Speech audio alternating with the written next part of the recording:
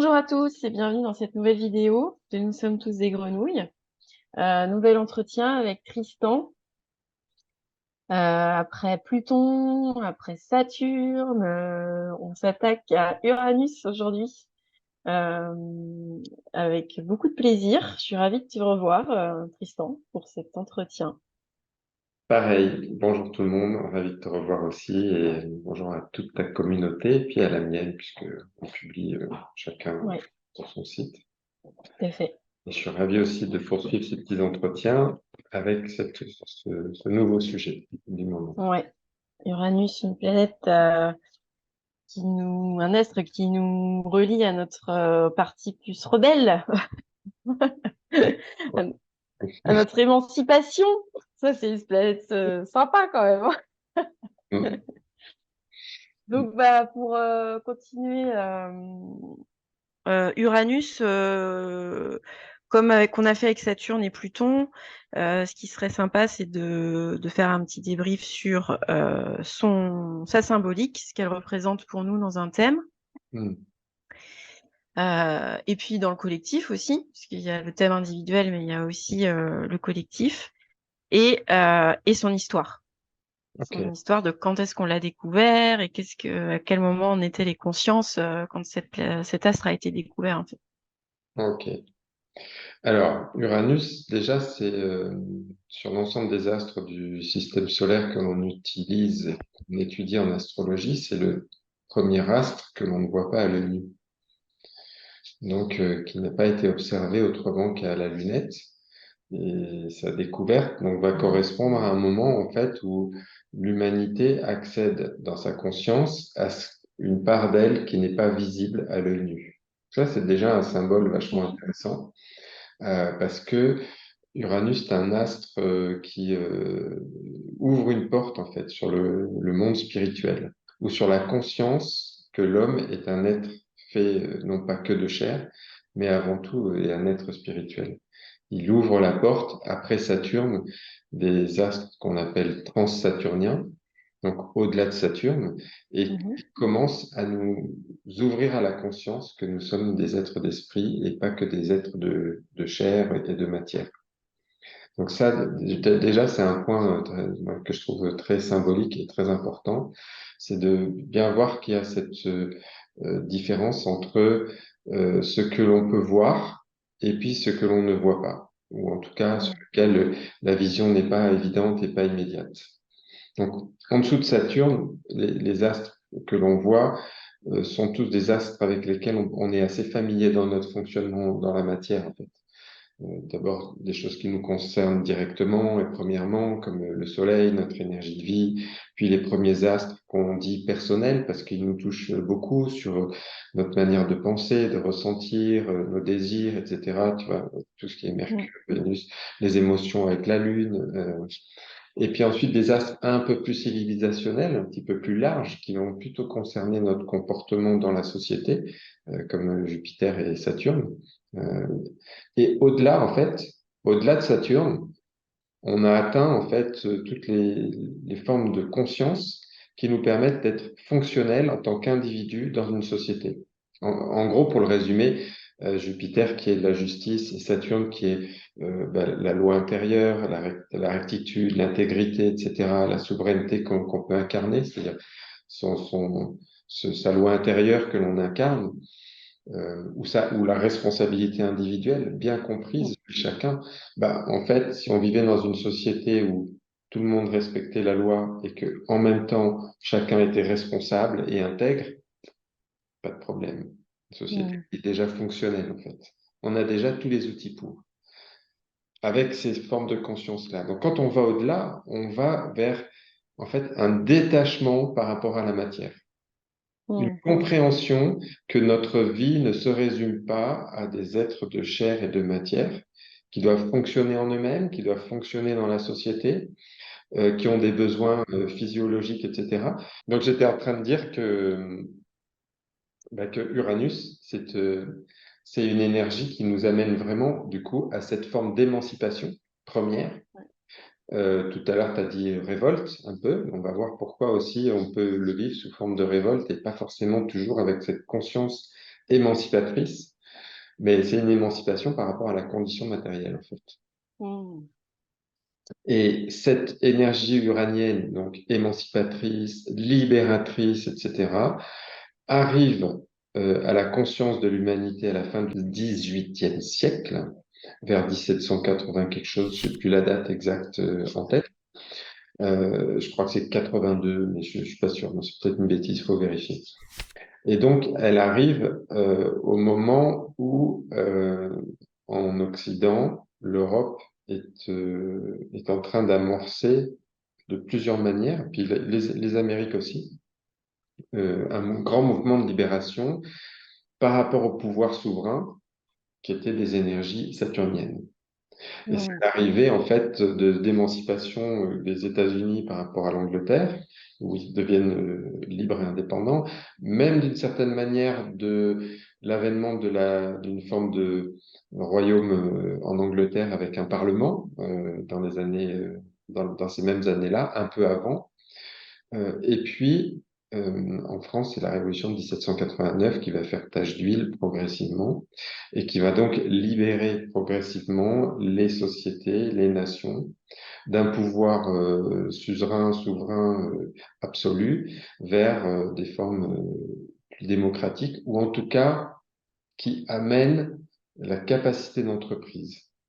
C'est ça le grand sujet de la Révolution de 1789, c'est donner à l'individu qui était un petit peu dans des castes, qui récupérait le métier de son père, etc., d'ouvrir la capacité d'entreprise à tout le monde de même manière.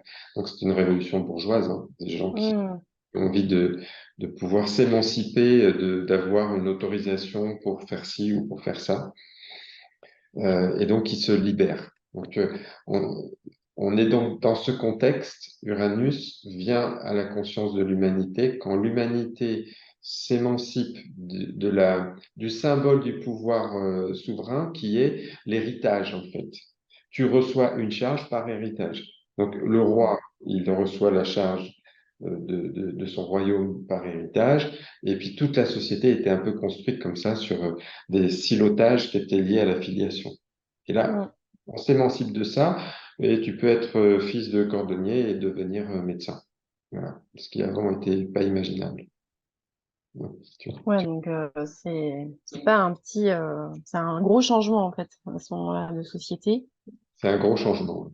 Et ça montre aussi bah, justement cette force en termes d'énergie que donne Uranus et peut porter Uranus dans un thème individuel ou dans le thème mondial, on va dire, enfin collectif. Euh, voilà, donc on sait aujourd'hui, enfin Uranus, pardon, mais 6-7 ans à traverser un signe, donc c'est pas c'est pas une petite traversée.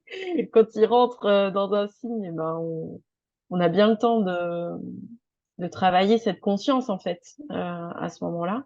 Donc, qu'est-ce qui se joue, quel que soit le signe que notre Uranus traverse, qu'est-ce qui se joue à ce moment-là sur un plan d'abord peut-être collectif? Peut-être qu'on pourrait parler de ça. Déjà, sur un plan collectif, qu'est-ce que ça vient mettre en avant l'arrivée de Uranus dans un signe enfin, voilà, dans l'histoire mondiale, quoi.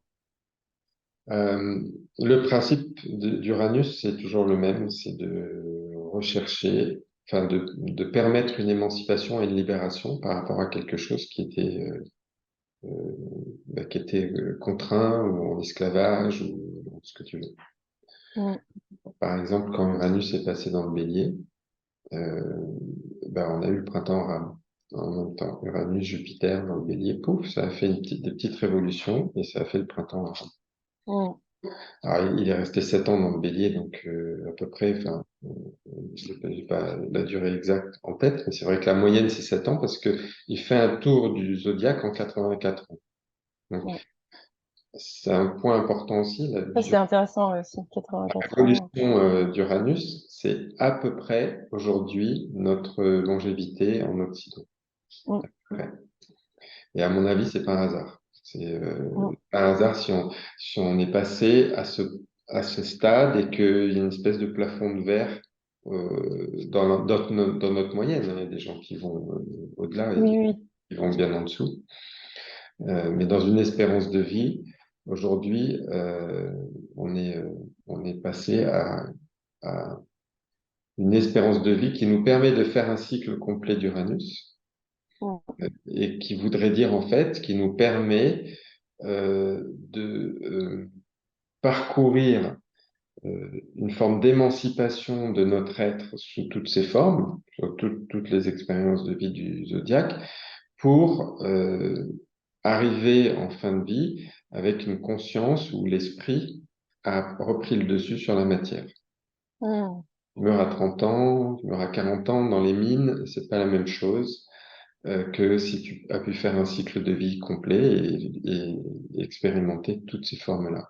Donc, Ouais. quand Uranus arrive dans un signe ou dans un espace de notre thème de naissance, euh, il va en fait bousculer ce qui est à l'intérieur. Son mode opératoire, c'est un mode, souvent on dit qui est explosif, soudain, rapide. C'est une énergie qui est assez rapide en fait. C'est pour ça que elle est associée à des mouvements de révolte, par exemple.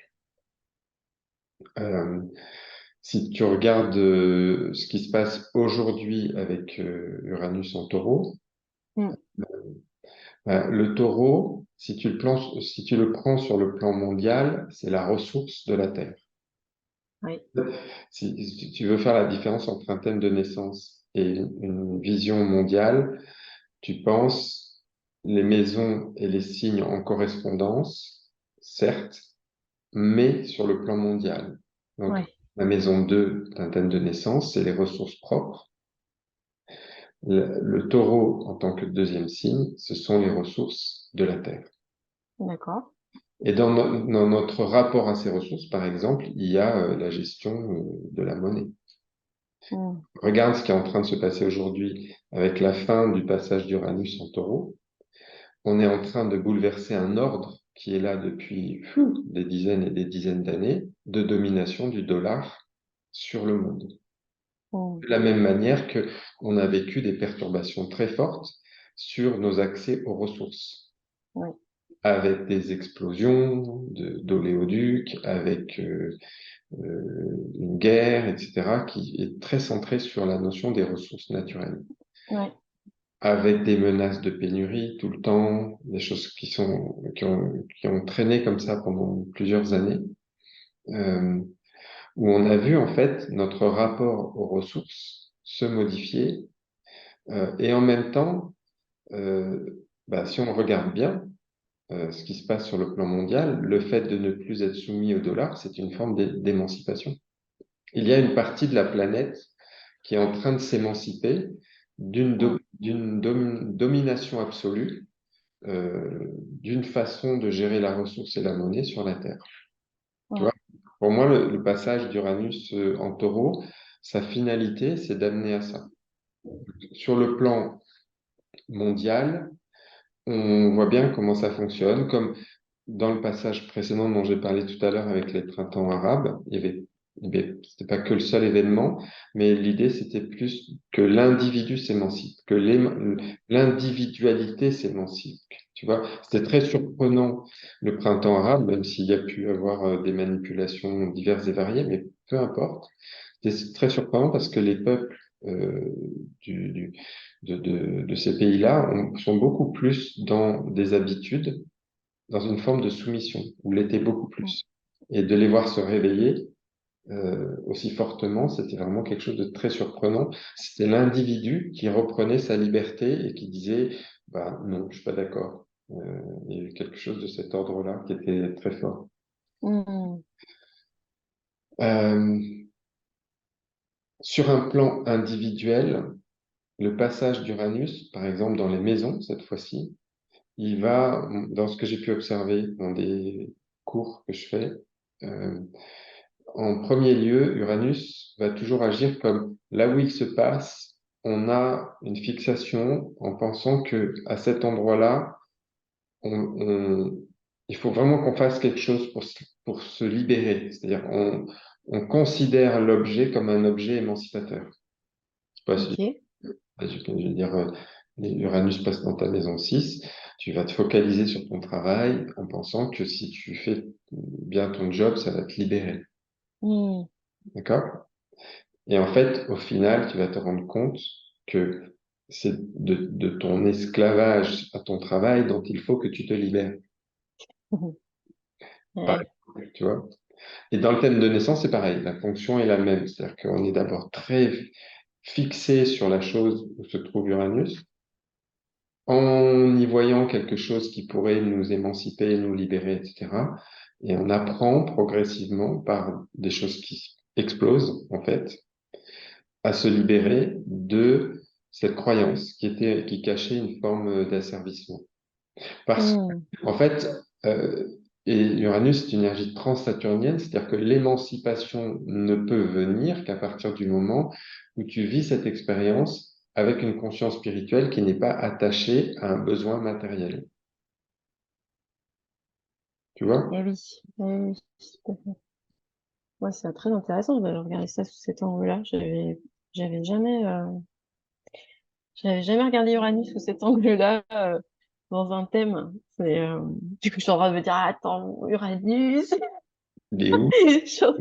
il est en maison 9. Tu vois, je me dis, oh là là, alors, où est-ce qu'il est l'objet, tu vois, voilà, je suis en train de commencer à faire la réflexion. Sans faire tout le roux, on peut faire juste ça, Uranus en maison 9. Donc, dans une Ouais. question de thème de naissance, ça veut dire que tu es élevé par la connaissance. Mm. Apprendre des choses, élever ta conscience est synonyme pour toi d'une forme d'émancipation. Quelque chose qui peut te libérer d'un sentiment d'asservissement de soi quelque part. Et c'est en même temps quelque chose dont tu dois apprendre à te détacher, c'est à ne pas en Mm. attendre des gratifications matérielles, mais c'est juste une émancipation qui t'amène à te faire prendre conscience de ton essence spirituelle. Tu vois? Ça te Ouais, parle? ouais. Ouais, ouais, il y a un lien, je pense aussi, par exemple, dans mon histoire, en lien avec le fait d'avoir des diplômes, ou Maison tu 9, vois, c'est la maison des diplômes, tout à fait. ouais, et du coup, j'ai toujours raté les diplômes, en fait, sauf les principaux. Il est, Mais des il est en fin, diplômes qui demandaient des études supérieures, ceux-là, je les ai jamais obtenus. il est en fin en début de maison. Il est en début. Ok. Bon, les diplômes, souvent, je trouve qu'il se passe des choses à la fin des maisons, de la Ah maison, oui. mais peu importe.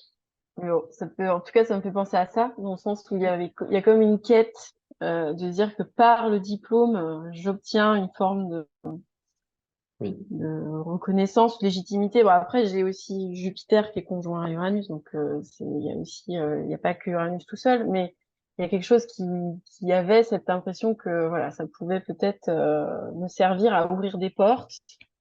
Et bon, la vie m'a montré que ça pouvait passer par Mm. d'autres canaux. Beaucoup moins conventionnel, voilà, on va dire. Et que ça avait autant de valeur. C'est ça, voilà. Donc, ça fonctionne, tu comprends le Ouais, principe. ouais. Ok, donc c'est vrai que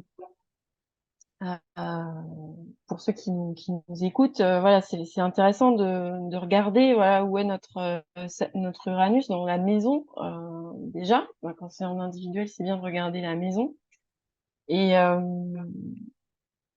et le signe aussi est intéressant, sachant que bah voilà, on est sur 7 ans, très nombreux à naître avec un Uranus en signe. Ce qui nous différencie, c'est la maison et le secteur de vie dans lequel il se, il s'expérimente en fait. Mais euh, en signe, il a quand même des choses à nous. Voilà, on a vu en Bélier par exemple le printemps arabe, il y a eu des là en Taureau, donc on est. J'essaie de me rappeler la date d'entrée d'Uranus en Taureau parce que là on est jusqu'en 2026, je crois. Donc, c'était en 2019, quoi, 2018. Oui, quelque chose comme ça. J'ai pas la date en tête non plus, mais Voilà. non, ouais. Donc, on est dedans, quoi, là, en taureau jusqu'en 2026. Donc, on voit bien qu'on est. Enfin, moi, personnellement, je sens bien me travailler individuellement sur mon rapport à la matière, parce que aussi j'ai une maison 2 en taureau, donc je suis bien alignée avec le truc. Mais c'est vrai qu'on est poussé à élever notre conscience au-delà de ce qui est matériel avec cette entrée-là, et ça génère. Alors, oui, pendant que tu parlais, je me disais, tiens, euh, on pourrait le faire pour Pluton aussi et Saturne qu'on a visité, et on l'a pas évoqué ça, mais quelle est l'émotion, ou les peurs ou les sentiments qui sont en lien avec Uranus, par exemple, qui traverse ça va être plus quelque chose de l'ordre de la colère, tu vois, je me demandais s'il y avait des liens comme ça, émotionnels ou, Directement, je pense pas. Je non, pense que ouais, le signe est important. ouais, selon le signe, quoi. En fait, par Uranus en taureau, ce que ça fait bouger, c'est une forme régressive du taureau. Forme régressive du taureau, c'est rester dans des habitudes, rester figé, immobile sur des choses, avoir peur en fait du changement. Mm. Et, et donc le passage d'Uranus en taureau va bousculer ça. Donc ça va bousculer par exemple les taureaux, les gens sont Mm. du taureau, dans leur bonhomie tranquille, où ils n'ont pas forcément envie que ça bouge parce qu'ils ont un rapport à la matière qui est jouissif. Euh, Mm. et ben en fait, ils ont été bousculés là-dedans. Euh, Ce n'est pas lié à une émotion propre à Uranus, mais plus à quelque chose qui est propre au signe lui-même. Ouais. Euh, et nous-mêmes, quand on reçoit aujourd'hui Uranus dans le signe du taureau, là où ça se trouve dans notre thème, on a des habitudes, des fixations qui ne peuvent pas évoluer et qui ont besoin d'exploser pour ouvrir un autre système de rapport au concret, à la matière, à l'émancipation pacifique dans Mm. le rapport au vivant. Euh, et c'est plus à ce niveau-là qu'il faut le regarder, à mon avis, c'est-à-dire que à chaque fois dans chaque signe, tu vas te rendre compte que le mode opératoire reste le même, il y a quelque chose qui explose, mais ce que ça peut générer va plus venir du signe qu'autre chose. C'est-à-dire que l'Uranus dans le taureau, c'est vraiment si je reste dans une vibration constante et que j'essaie de maintenir un état de tranquillité et d'éviter le changement dans mon rapport à la matière, pouf, ça explose. Ça explose Mm. pour libérer quelque chose. Euh, Quand c'est dans le bélier, ben, il y a peut-être eu quelque chose plus en rapport avec justement la volonté, la colère, etc. Parce que c'est Ouais. une émotion plus proche de ça, alors que dans un signe comme le taureau, c'était peut-être plus faire sauter quelque chose qui aurait pu rester encore des années en mode je déprime dans mon coin, mais rien ne bouge. Mm. Tu vois. Et là, ça a fait sauter les choses. Ouais. Ouais. Ok, ouais, c'est très clair.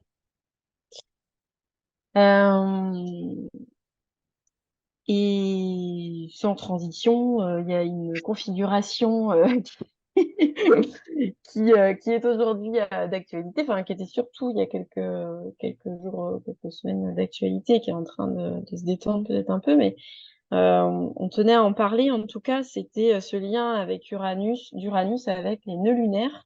Mm.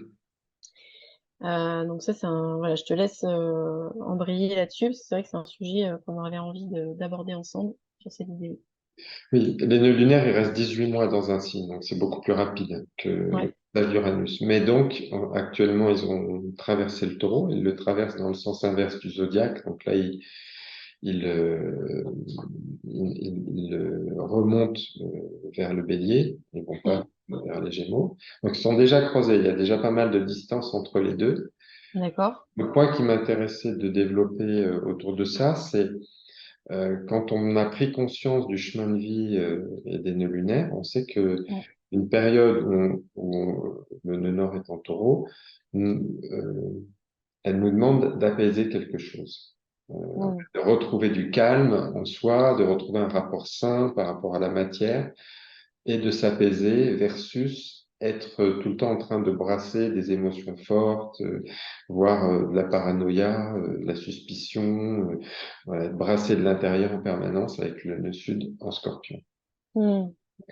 La particularité de ce qu'on a traversé là pendant ces 18 mois qui sont en train de se terminer, c'est que avec le passage d'Uranus, il y avait quelque chose d'incompréhensible parce que quelque chose qui explose, ça crée du bouleversement émotionnel en fait. Une stabilité qui explose, la guerre, paf, Ouais. des incertitudes sur les ressources. Il n'y a plus de moutarde, oh, au secours. Ces trucs-là qui ont été compliqués à vivre, ils ont été aussi liés au fait que ok, il faut aller vers l'énergie du taureau, mais tout est instable autour de nous. Vachement difficile. Mm. Mais en fait, ça faisait partie de cette configuration, c'est-à-dire que l'idée, et c'est encore, hein, on peut le dire, on peut encore le dire au présent, de trouver un apaisement en nous, dans notre rapport à la matière, à la terre, aux ressources, au concret, etc. Mais avec l'acceptation qu'il y a quelque chose à défaire, à Mm. décloisonner, à faire exploser.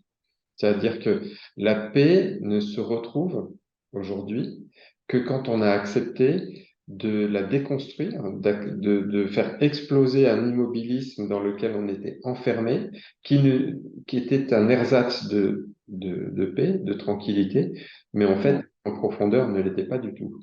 Mm. Donc, on a un peu traversé cette période-là où tout ce cheminement nous a amené à retrouver quelque chose de plus tranquille en nous-mêmes, mais en acceptant de faire bouger des choses, en acceptant de Ouais. faire exploser des vieilles habitudes, de prendre des risques qu'on voulait pas prendre, de bouger des constructions matérielles auxquelles on voulait pas toucher ou des choses comme ça.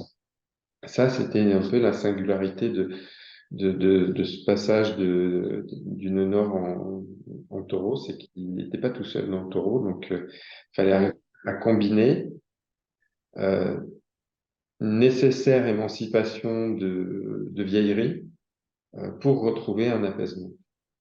Et oui, c'est Ça, ça. je l'ai vu partout en consultation, dans toutes les maisons. À chaque fois, il y avait ce truc de ça bouge, mais en même temps, c'est nécessaire que ça bouge pour retrouver la paix.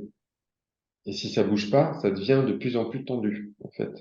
Et oui, et le temps que ça bouge et que ça change, ça génère les émotions du scorpion, finalement, ça réveille ces remous émotionnels. Mm, Donc mm. il y a ce temps de la transition qui est un peu chaude à gérer, en fait, jusqu'à ce qu'il y ait quelque chose qui finalement se remette en place dû au changement. Euh, mais oui, je trouve que c'est hyper parlant.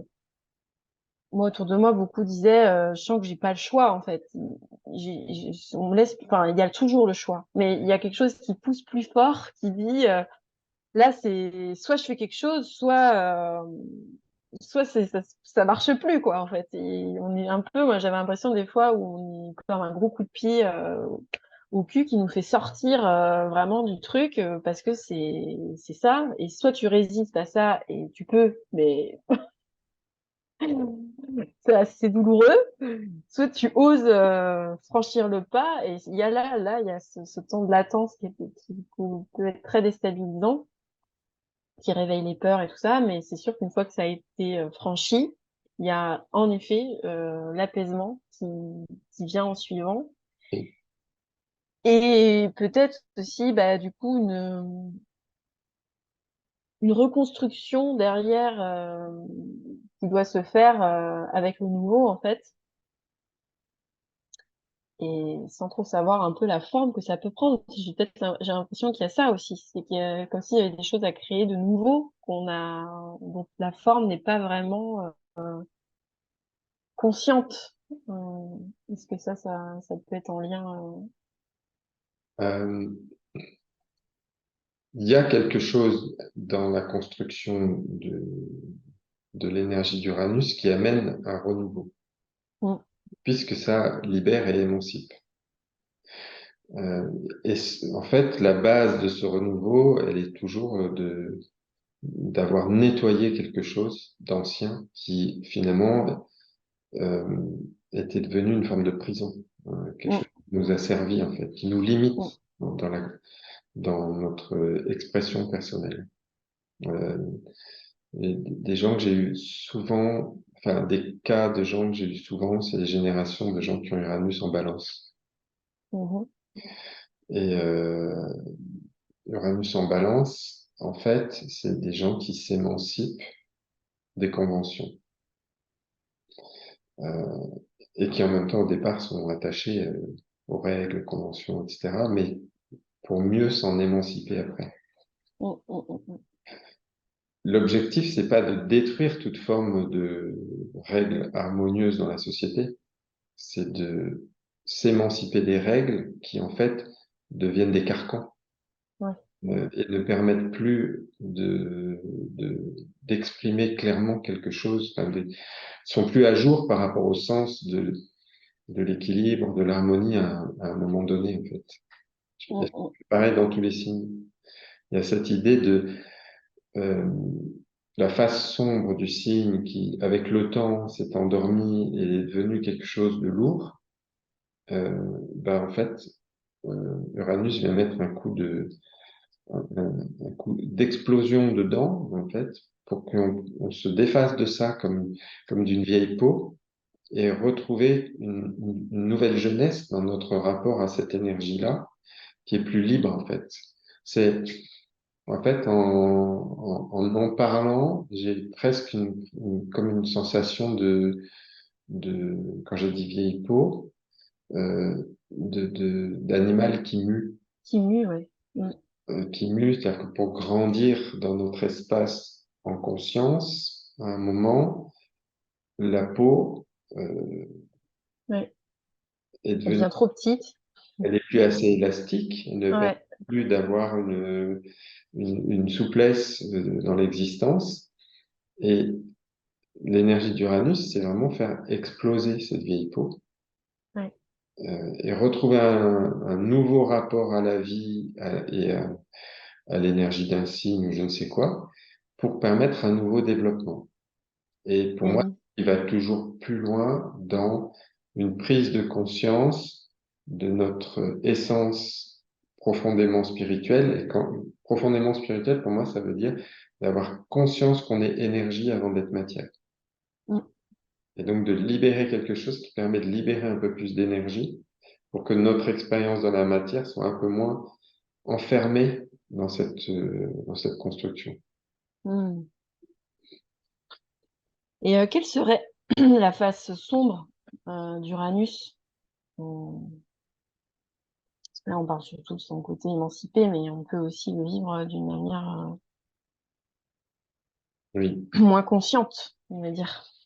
Une forme de révolte inconsciente, c'est-à-dire Mm, euh, euh, le sentiment qu'il faut absolument se libérer de quelque chose, enfin, mm, peut-être même pas un sentiment, c'est une pulsion. Tu vois, par mm, exemple, les gens qui ont Uranus conjoint au Soleil, ils ressentent très très fortement le besoin d'être libres. mm, Ou chez certaines personnes, c'est intéressant aussi de le voir sur le milieu du ciel. Il y a des acteurs, mhm. notamment Steve McQueen, avait Uranus au milieu du ciel, et c'est un mec qui a incarné des gens qui se libèrent. Il a fait La Grande Évasion, il a fait Papillon, D'accord. et Mm, le gars qui est libre, autonome, mm, il veut, c'est une tête brûlée qui n'en fait qu'à sa tête, en fait. mm, Vraiment, mm. une personne qui incarne un homme libre, émancipé. Euh, et donc, en fait, pardon, ta question, c'était la face sombre d'Uranus, c'est que si tu le fais uniquement pour te libérer de toute forme de contrainte, donc en fait, tu vas utiliser l'énergie d'Uranus pour te libérer du joug de Saturne. Mm. Donc, c'est une forme régressive, en fait. Je ne veux pas assumer mes responsabilités, je veux être libre. Ouais. D'accord. L'évolution de la conscience peut marcher de manière lumineuse que si à chaque couche, tu as intégré et tu as pris en charge les choses. Donc, Mm. si tu utilises Uranus juste pour te libérer d'une contrainte et de pas assumer une responsabilité, ben, en fait, ce qui va se manifester, c'est quelque chose qui va être explosif et qui va envoyer du sang sur les murs, mais ça va te Ouais, revenir avec la même violence. c'est l'anarchie, quoi. Une forme d'anarchie, ouais, si tu veux. Mm. Alors que une forme d'Uranus intégrée, euh, consciente, ne rejette pas la responsabilité, Ouais. mais l'intègre. Mm. Donc, j'intègre ma responsabilité dans la matière, ok. Ah, j'ai des contraintes, ah, j'ai des choses qui me plaisent pas, j'ai un schéma de vie qui peut qui peut avoir des contraintes et une certaine lourdeur à un certain endroit, ok, mais je reste libre. Mm. Je suis, en tant qu'être pensant, individualité, conscience, libre. Même si j'ai des contraintes dans la matière. Ouais. Et donc là, tu peux utiliser l'énergie uranienne d'une manière qui est euh, lumineuse pour toi, Mm. pour les autres, parce que tu n'es pas dans le rejet, tu l'utilises pas comme un outil pour juste t'échapper de quelque chose. Oui, c'est ça. Moi, quand j'avais vu le film Captain Fantastic, je sais pas si tu le connais, ce film, je trouve qu'il reflétait beaucoup cette énergie un peu marginale, en fait, finalement, d'un homme qui veut absolument euh, que ses enfants vivent en dehors de la société telle qu'elle existe de consommation, et, euh, et qui à un moment a plus le choix, en fait. Il peut plus être en dehors de la société, il faut qu'il remette les pieds dedans, la vie l'invite à remettre les pieds dedans. Et il se retrouve confronté à, bah, évidemment, toute la violence du monde dont il ne voulait pas, mais euh, à devoir l'intégrer, en fait, et à plus essayer d'être à côté. Et je trouve que ce film, moi, quand je le vois, il me fait penser à cette énergie Mm. uranienne, euh, même aussi Verseau, hein, parce qu'Uranus est en lien avec le Verseau. Je trouve qu'on retrouve ces énergies Saturne, Uranus, Verseau dans ce film qui nous montre à quel point parfois, ben, là où on veut être libre et indépendant, bah, on crée notre propre prison parce que pour le coup, pour ces enfants, c'était pas forcément la meilleure Mm. des formes. Et Ouais, je connais pas le film. il est très beau ce film, il est très très beau. Je te conseille de le voir. Oui. Euh, il parle de ça, en fait, de Oui, ces trucs vraiment comment avec des valeurs, des convictions fortes, je peux essayer de pas rentrer dans le moule en fait du monde qui m'exaspère au point d'en devenir marginal. Et du coup, voilà. Donc c'est vraiment un film que je recommande en tout cas, ceux qui n'ont pas vu Captain Fantastic. C'est vraiment une très belle leçon, je trouve, en termes de choix et de responsabilité individuelle et en même temps voilà, de s'émanciper et de s'affranchir sans tout faire péter en fait. Parce que juste il y a des contraintes. Et d'ailleurs, on avait fait un entretien, c'était notre premier sur le conditionnement. Nous sommes tous des grenouilles, ça parle de ça hein, beaucoup. Et si vous voulez la revoir aussi, cette vidéo, accepter que nous naissons avec des conditions en fait de naissance, bah ça fait partie, en fait, c'est là qu'on se rend compte que ça fait partie de la vie, tout simplement. oui. En effet, il faut les intégrer dans la vie plutôt qu'essayer de croire qu'on peut ne plus être conditionné en fait. Voilà, cet entretien est très intéressant autour de ça. Je vous mettrai le lien sous cette vidéo.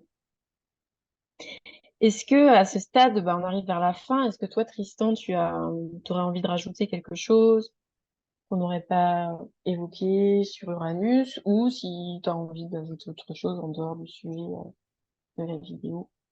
Alors, juste en t'écoutant parler d'un film, ça m'a rappelé une autre histoire, mais qui est aussi racontée dans un film, qui parle d'un personnage célèbre, qui est Mandela, et que je cite Mhm. souvent quand je parle d'Uranus. Non pas parce que j'ai étudié son thème et que Uranus était une position blablabla et j'ai plein de choses à raconter dessus. J'étais là, je sais même pas où c'est dans son thème. Faudra qu'un jour je me colle. Mais en fait, c'est quelqu'un qui montre pour moi ce fonctionnement de, d'une personne qui élève son esprit au-dessus de sa contrainte. Ouais. Il passe 25 ans en prison, il aurait pu s'effondrer, et en fait, il reste libre Mm. dans sa contrainte. Et dans son histoire, dans le film sur lui, je sais plus comment il s'appelle, Moi, je sais plus son titre. Ouais. euh, ou alors il l'a raconté, je sais plus où j'ai entendu ça. En fait, il s'amusait à faire marcher ses gardiens à son pas. Mm. C'est-à-dire il se mettait dans un pas et il faisait marcher les gardiens à son pas, en fait. Il s'amusait à faire marcher ses geôliers au pas, mais le sien. Et en fait, j'ai trouvé son histoire euh, symbolique d'une personne qui a intégré une fonction uranienne profondément, c'est-à-dire qui, malgré le vieillissement, malgré l'enfermement, malgré la contrainte de vie, euh, a res- est resté en lien avec lui-même et a Mm. compris qu'il n'était pas défini par ce qu'il était en train de traverser. C'est une Ouais, figure pour moi qui est importante. c'est vrai. Ouais, ouais. Ouais, c'est impressionnant. Son parcours impose le respect en termes de confiance aussi en la vie enfin, ouais, d'assumer pleinement ce qu'il vit, de vivre bien, en tout cas, le mieux qu'il pouvait. Et d'avoir cette conscience que la vie matérielle ne détermine pas Ouais, notre conscience. ouais. Elle, euh, Elle lui permet de faire une expérience. Elle peut aussi, on peut plonger dedans et puis en souffrir et sombrer plus ou moins. Mm. C'est possible, mais on n'est pas obligé. On peut aussi rester au-dessus de cette expérience-là. Eh ben, merci Tristan pour ce moment uranien. Merci Sophie. Je vous souhaite à tous une belle journée, soirée, peu importe à l'heure où vous écoutez, vous visionnez cette vidéo. Et puis à bientôt pour d'autres aventures. Et puis un bel Salut été. Tristan. Un Et bel un été bel été, ouais. à Ouais, à tout le monde si on arrive à la mettre en ligne avant l'hiver. c'est ça. On est de plus en plus rapide, hein, quand même, je trouve. Voilà, On on est pas mal. s'amène. Merci Sophie. Merci à toi. Salut à tous.